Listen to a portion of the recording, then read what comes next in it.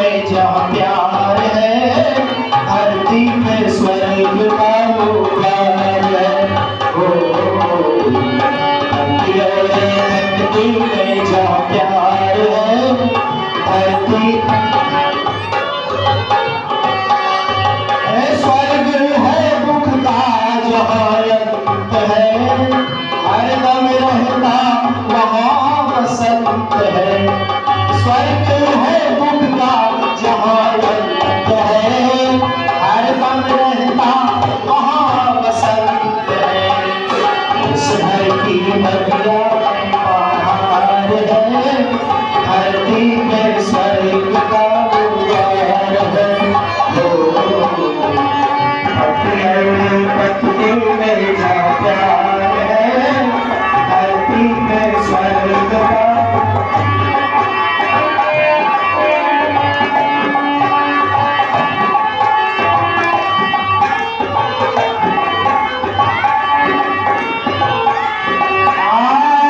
घुटता है दम गंदगी बदबू से, महके आंगन हवन की खुशबू से। घुटता है दम गंदगी बदबू से, महके आंगन हवन की खुशबू से।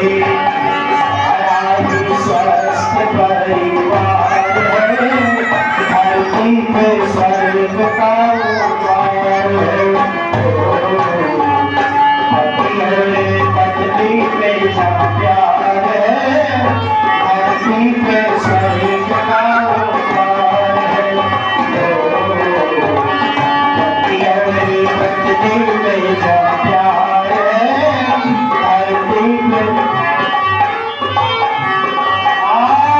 बूढ़ों की सेवा प्रेम बच्चों से,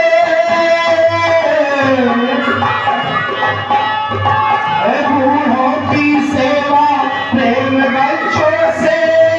सजता है घर में सब कुछ लक्ष्यों से,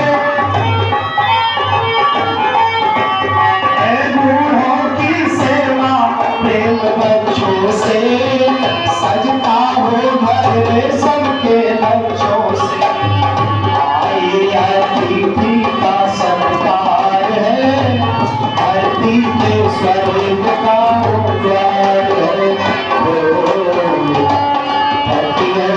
धरती में जहाँ प्यार है, धरती पे स्वर्ग।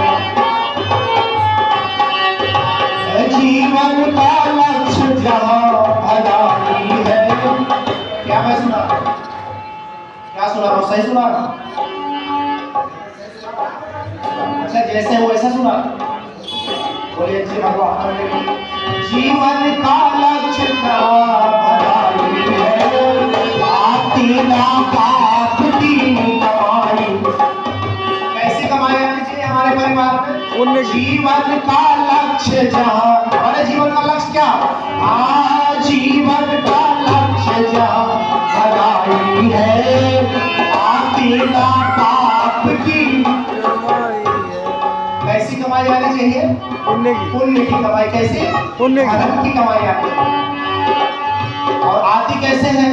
ज्यादातर परिवारों में, आपकी बात नहीं कर रहा हूँ, ज्यादातर परिवारों में पाप की कमाई आती है। और पाप की कमाई कैसे होती है? सुनो भैया, पाप की कमाई कैसे होती है?